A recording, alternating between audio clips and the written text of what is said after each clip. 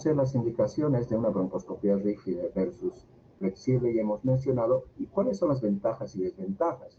La flexible es la básica, ¿no? Se necesita a veces anestesia local y un mínimo efecto sedativo, ¿ya? El coste es más reducido y podemos hacerlo en forma ambulatoria. De hecho, es ambulatoria. Los inconvenientes son que para terapéutica, colocación de stents, por ejemplo, o difícil control en hemoptisis masiva, aunque en manos expertas y con un broncoscopio terapéutico flexible se puede.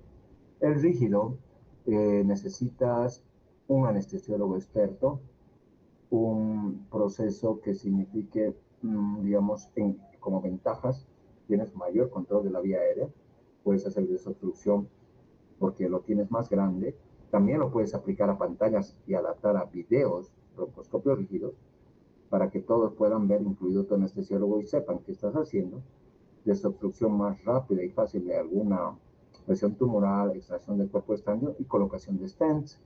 La desventaja mayor es la poca disponibilidad en nuestro medio. Necesitas anestesia general, quirófano, suele ser mucho más caro que el flexible, ¿ya? Y lamentablemente no todos están preparados para hacer broncoscopia rígida. Y cuando teníamos rígido, se nos han descompuesto y una vez más llego a la parte de la queja. No debería quejarme, pero tengo que quejarme, que no hay algunos digamos, dispositivos para poder reemplazarlo cuando se te arruina una pinza, etc. El diagnóstico de un cáncer broncogénico con fotos, ya que no podemos mostrar videos, de una lesión endoluminar que se ve de este tipo, ¿ya? Y que lo sospechas en pacientes que tienen síntomas constitucionales, tos crónica y hemoptisis, o una lesión un tipo masa o una atelectasia, ahí vemos como una lesión sangrante con hemoptisis en el segmento lateral del lóbulo inferior izquierdo. Acá estamos planificando realizar una broncoscopia transbronquial en una lesión tumoral del bronquio principal derecho, casi totalmente obstructiva, en realidad con una mínima luz. Y el lavado broncoalveolar es la biopsia líquida. ¿Qué significa? Enclavarse en un lugar donde está un infiltrado pulmonar a estudiar, y tú haces con técnica un lavado, ¿no?, de alícuotas de 20 ml en 20 ml con aspirado a un frasco bitubulado estéril, o que tú lo aspires o que te aspire conectado el aspirador de pared, para ir recuperando todo lo que vas instilando. Y normalmente un buen recuperado de los 100 ml que colocas es por lo menos más del 50%, 50 ml. ¿Y eso qué implica? Implica que has recogido toda una celularidad que está cubriendo varios alveolos de un segmento pulmonar, ¿ya?, varios lobulillos pulmonares, y habitualmente se dice que esto tiene 1.000.000 de alveolos, es decir, toda la recogida de líquidos es de una zona que has enclavado, que representa 1.000.000 de alveolos, y ver el tipo de celularidad que presenta. Las contraindicaciones absolutas para realizar una broncoscopía es la falta de consentimiento de los familiares o del paciente, cuando el paciente está muy hipoxémico, ¿ya? A ver, acabamos de tener la pérdida de nuestro Papa Francisco. El Papa Francisco tenía una resección de uno de los lóbulos pulmonares por alguna patología, y probablemente sea bronquiectasia, supongo, y tuvo una neumonía. Ellos llaman neumonía doble o neumonía bilateral, una neumonía grave de la comunidad, que requirió, él estaba con uso de esteroides, se lo veía ya con Cushing, que requirió tratamiento, internación, que en su momento hicieron ventilación mecánica no invasiva y requirió broncoscopia, ¿no? Requirió broncoscopia para tomar muestra de ahí. Y si estaba en ventilación mecánica no invasiva, se puede hacer a través de la ventilación mecánica no invasiva con un dispositivo, ¿ya? Con estos broncoscopios que son descartables, la toma de muestra y, además de la toma, aspiración de secreciones. Entonces, si bien en un paciente hipoxémico severo con mascarilla no está indicado, pero muchas veces corremos el riesgo-beneficio para poder tomar muestra y hacer aspiración de secreciones en una neumonía aspirativa severa, por ejemplo. Claro que lo hacemos, más vale. Bueno, tengo que comentarles algo que hace 2 semanas tuve el grave inconveniente de mi señora madre que sufrió paro cardiorrespiratorio por una hemorragia digestiva alta y que estaba cursando con este virus que está circulando en Cochabamba y no lo dicen que es un rinovirus, presumimos de una variante que es bien más agresiva, parece que es la rinovirus C o 3. Entonces, esto que está produciendo rinosinusitis, bronquitis obstructiva y neumonías atípicas en mucha parte de la población. No es influenza, hay influenza también, pero este rinovirus está dando problemas. Bueno, mi mamá tuvo una descompensación, fue intubada, reanimada, casi se muere, y teníamos que revisar vía aérea porque había la sospecha que esté tapado el tubo, ¿ya? Y no había otra persona que yo que estaba ahí al lado del de terapia y todo, y tuve que hacerla a mi propia mamita. Bueno, simplemente les comento esto como una situación de emergencia que sí se hace, ¿ya? Alteraciones de la coagulación, cuando presumes hacer biopsias transbronquiales, es mejor mejorar la, la coagulación con transfusión de plasma, si es urgente, o con vitamina K. Si el paciente ha tenido un infarto agudo de miocardio reciente, en 2 a 4 semanas o está con angina inestable, es una situación que también nos puede contraindicar la realización de una endoscopía. Acá vemos las cuerdas vocales. Quiero ver si se está viendo, simplemente me dicen positivo. Positivo, doctor. Cuerdas vocales cerradas, ¿no ves? Muchas veces vemos así cuando el paciente empieza a tener alguna reacción al propofol y otras veces empieza a cerrarse. En el caso, bueno, no puedo mostrar el video, ya les digo, les quedo debiendo, chicos. A ver si, a ver si hago, si pasa milagros, si compro mi Zoom, no sé. Ah, de bronca. Bueno, estas cuerdas vocales se ven cerradas, ¿ya? Y muchas veces están así cerradas y hay el DCB. ¿Qué es el DCB? Disfunción de cuerdas vocales. Hay pacientes con asma facticia o asma, antes se llamaba globus histéricus, que paciente que tiene, en vez de abrir las cuerdas vocales, en inspiración se cierra. ¿Me entiendes? Empiezan a hacer un colapso y un ahogo, empiezan a golpearse el pecho y empiezan a laburar, perdónenme la palabra, la cabeza. Tienen un laburo en la cabeza y se van golpeando el pecho y demás. Muchos tienen enfermedad por reflujo, pero otros tienen disfunción de cuerdas vocales, que es algo de tipo neurológico versus psiquiátrico. Es decir, generalmente estos nuestros pacientes de naturaleza femenina con problemas, múltiples problemas, ya después les voy a comentar, psicológicos, tienen en situaciones de estrés, en vez de la apertura normal en forma de una V, en la inspiración, se cierra. Esta disfunción crea una asfixia que tiene que ser visualizada. O en el caso de que no se ve visualizada, esto puede ser una parálisis de cuerdas bilateral, en el caso del inicio de una paciente que está con una esclerosis lateral amiotrófica o un ELA, ¿ya? O lo que llamamos esclerosis ELA o esclerosis múltiple, que debuta muchas veces así, y el paciente, mi Dios, si no le haces una traqueostomía, va a terminar falleciendo por una asfixia. Entiendan bien, esto no se hace la traqueostomía en los pacientes, para eso tenemos que hacer anamnesis, tenemos que conocer el paciente, no se hace en los pacientes con disfunción de cuerdas vocales, ¿ya?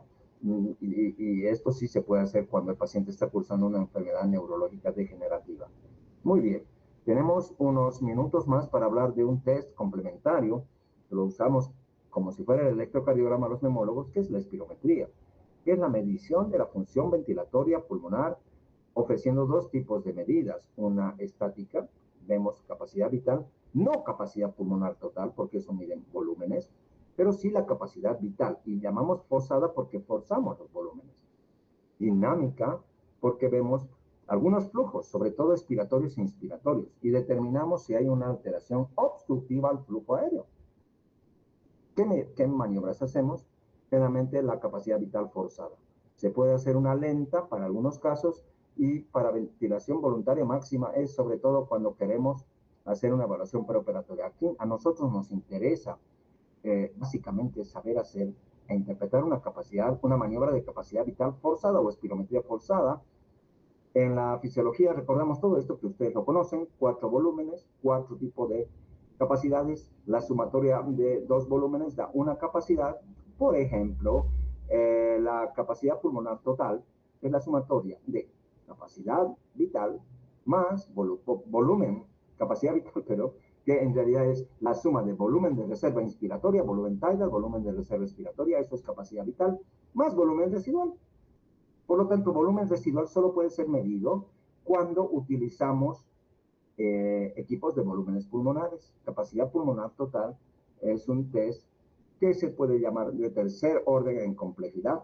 La espirometría es de segundo orden. El peak flow, por ejemplo, es de primer orden. Vamos en ese tipo de, digamos, checking, vamos viendo los rangos en el laboratorio pulmonar de complejidad. El espirómetro debe saberlo cualquier médico, hacerlo, y todos debemos recordar este gráfico de fisiología. Estos son espirómetros ya que llamamos neumotacógrafos, comparados con los anteriores verdaderos espirómetros de fuelle y campana, ya donde tenemos cada vez más portátiles, equipitos que lo podemos descargar por Bluetooth o por otro sistema, digamos, digital a nuestra computadora y imprimir, ¿ya? Y son diferentes tipos de neumotacógrafos. Generalmente estos son neumotacógrafos que utilizan un resistor, ¿ya? Especial. Y estos eran lo que teníamos antes, ¿no? Los cerrados. Yo todavía tengo el de fuelle aquí atrás en mi espalda y lo utilizo para explicar un poquito cuando vienen algunos alumnos a mi consultorio. Bien, ¿cuáles son las indicaciones de la espirometría? A propósito, ¿hay alguien de mi grupo de esta mañana que que está aquí en la clase? ¿Está Alan? ¿Está Guadalupe?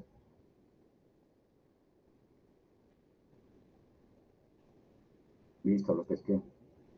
Alan, Guadalupe.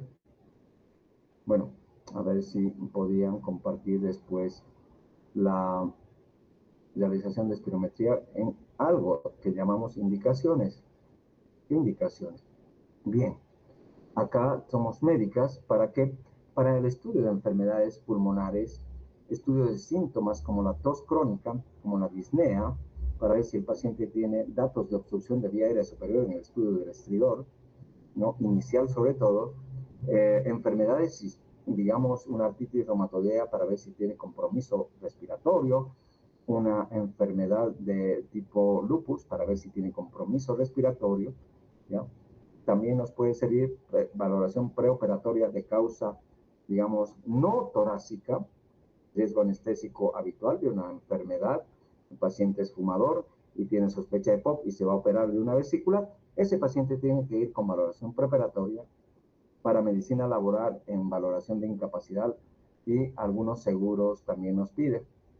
Los valores normales de la espirometría, no hay un valor normal, sino todos varían de acuerdo a tablas predictivas de teóricos referenciales que se van actualizando de acuerdo al lugar geográfico y al rango de talla, peso, y muchas veces importa también el origen, la raza.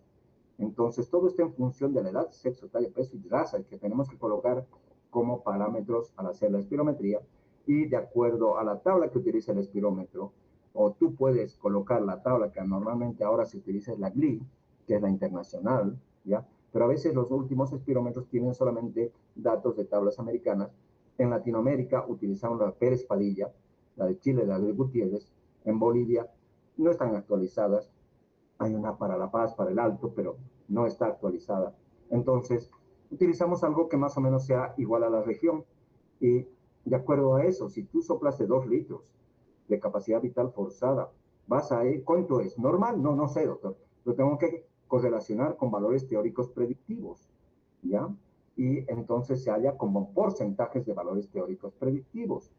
Y aquí están las tablas de referencia en el Instituto Nacional de Enfermedades Respiratorias Pérez Padilla, platino del estudio de platino en la ALAT, y hay otras, ¿no? Como la Hanes, como la Crapo, Knudson, Cortas, y les acabé de hablar de la GLI. Bueno, desafortunadamente, a ver si puedo ver esto.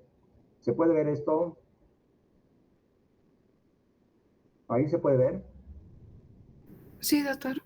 Bueno, ahí estamos haciendo lo que siempre hacemos todos los martes, una espirometría. Hay dos tipos de situaciones: parados en pacientes jóvenes sin patología pulmonar previa y sentados en pacientes que ya tienen enfermedades mayores bueno, si no pueden caminar o tienen algún grado de disfunción respiratoria que nosotros conocemos, lo hacemos sentar y a veces les ponemos oxígeno y hacemos maniobras abiertas o cerradas, que eso ya lo aprendemos en la práctica, y hacemos esta maniobra que definitivamente tiene que registrarse en tiempo real en la bondad de la curva flujo-volumen o volumen-tiempo para saber si estamos con curvas adecuadas. Voy a salirme de esto para mostrarles la curva flujo-volumen, donde hay un rápido inicio que tiene que hacer un pico. El pico es la diferencia, es el punto de igual presión. ¿Cómo así? Como yo voy a forzar los volúmenes haciendo una maniobra forzada de expiración, ¿ya? Se va a registrar, ¿ya?, esta diferencia de presiones en el transductor, y por una señal eléctrica, tiene un sensor eléctrico, una fotocélula, el espirómetro, transmite a la pantalla que te ve justamente un rápido inicio, un rápido ascenso de la curva, pero no es infinito. Es decir, el paciente hace una maniobra forzada de 6 o 10 segundos, lo que pueda, pero buena, y se forma un rápido ascenso por diferencia de presión entre la pleura y la vía aérea. Va saliendo el aire de la unidad alveolo-capilar hasta la boca. Una vez que llega a un punto de igual presión hacia arriba, donde la pleura se iguala a medida que va saliendo con la presión de vía aérea, ya no hay diferencia de presión, por lo tanto ya no hay flujo. Es el pico, el peak flow, el pico, y después, por más de que siga soplando, se ve un lento decrecer, lento hacia abajo, ¿no?, una curva asimétrica que depende no de la diferencia de presión, sino depende del retroceso elástico, porque tenemos mucha fibra elástica en el tejido bronquial, bronquiolar sobre todo, y son los 6 o más segundos que tiene que soplar el paciente, normalmente visualizado la bondad en la curva flujo-volumen, que es tal vez la más importante de todas, junto con la volumen-tiempo. Después de 6 o más segundos, tenemos que pedir al paciente que haga una inspiración. Algunos espirómetros o médicos no piden el asa inspiratoria, y es fundamental el asa inspiratoria. Acá vemos la capacidad vital forzada, bueno, con la curva flujo-volumen, rápido ascenso, peak flow arriba, y el decrecer, que es dependiente del retroceso elástico pulmonar, termina a llegar a flujo cero y le pides al paciente que inspire. Ya le ponemos normalmente un clip nasal para que respire por la boca solamente, y se ve una semicircunferencia. La curva o el asa inspiratoria es totalmente diferente de la asa expiratoria, porque no hay diferencia de presión en el asa inspiratoria. Y cuando nosotros vemos en la curva volumen-tiempo, vemos que se genera un rápido ascenso. En el primer segundo, el volumen traspolado al eje de las ordenadas. Vemos como el primer segundo es el volumen expirado en el primer segundo, señal de velocidad de salida de aire que se ha traducido como una, digamos, un flujo que depende, una velocidad de flujo que depende, digamos, si hay o no hay obstrucción en la vía aérea, ¿ya? Y el paciente sigue soplando, sigue soplando, sigue soplando. Normalmente se pide que sea 10. En algún momento, chicos, podemos tener cualquier tipo de seminario para poder explicar esto en teoría, en práctica. Han cambiado las reglas. Antes era flujo cero en el espirómetro, ahora son 10 segundos, pero no todos los pacientes hacen 10. Bueno, cuando no pueden, por lo menos usan lo que pueden, y mínimamente 6 segundos. Y ahí terminas la maniobra y traspolas hacia el eje de las ordenadas, y ves ahí la capacidad vital forzada. Volumen en el primer segundo, y después de estos 8 segundos, lo que terminaste, traspolas hacia el eje de las ordenadas, y es el capacidad vital forzada, que automáticamente el equipo te registra. Y aquí ven algún tipo de gráficos que en el flujo volumen nos orienta y ya nos dice en A que es normal, en B que hay obstrucción, en C que hay enfisema pulmonar con el signo del hachazo, esa caída de la maniobra o de crecer de la pequeña vía aérea de la asa esfuerzo independiente. Nos habla de pérdida de tejido elástico, que es propio del enfisema pulmonar. El D, donde ves una obstrucción al flujo aéreo variable extratorácico, porque lo que se va alterando es el asa inspiratoria, va variando. Eso se ve en muchas disfunciones de cuerdas vocales, laringitis por reflujo, etc. Y en E vemos una obstrucción fija de vías aéreas superiores que se ve en estenosis traqueales post-intubación. A mayor curva en cajón, mayor obstrucción, mayor severidad. ¿Ustedes creen que el paciente viene gritando, tengo estenosis traqueal por intubación prolongada? No. Eso se presenta 2, 4 semanas o más después de que el paciente ha sido intubado y empieza a tener tos. No es sino hasta que haya disminuido 2/3 partes de la luz traqueal que empieza a tener estridor el paciente, ¿no? Ese clásico estridor, y eso ya a muchos médicos alerta y hacen tomografía, reconstrucción en 3D. Bueno, pero antes tú podías saber, en el post-COVID hemos hecho esto, se tendría que hacer espirometrías, tendría que hacer tomografías y lo que han visto, un balón con dilatación para mejorar esa asfixia que tenían nuestros pacientes, y muchas veces ha sido suficiente. En la otra curva F vemos cómo hay una alteración obstructiva en el asa expiratoria, pero se ve como una primera parte de la asa inspiratoria normal, pero la otra parte como que está tapada. ¿Qué se ve en estos casos? Obstrucción de uno de los bronquios. El flujo inicial es el bronquio derecho y se ve bien, pero el flujo que dependería inspiratorio del asa inspiratoria, que es del bronquio izquierdo, no está colapsado, y probablemente estemos ante la presencia de una estenosis bronquial. En G es restrictivo, en H es probablemente mixto, obstructivo restrictivo. Bueno, este tipo de morfologías nos orienta a nosotros a ver qué está pasando. Me faltan un par de minutos para ver que en las espirometrías es importante, mis alumnos ven que hay que primero hacer soplar y después, saber hacer soplar y después interpretar. Hacer maniobras de capacidad vital que se reúnen los criterios de ser aceptable, que reúnen los criterios de ser repetible, determinar luego en la interpretación cuál es el mejor valor de capacidad vital y de volumen expirado en el primer segundo, que son los parámetros más importantes, ¿ya? Y a veces el equipo te selecciona, y almacenar e interpretar.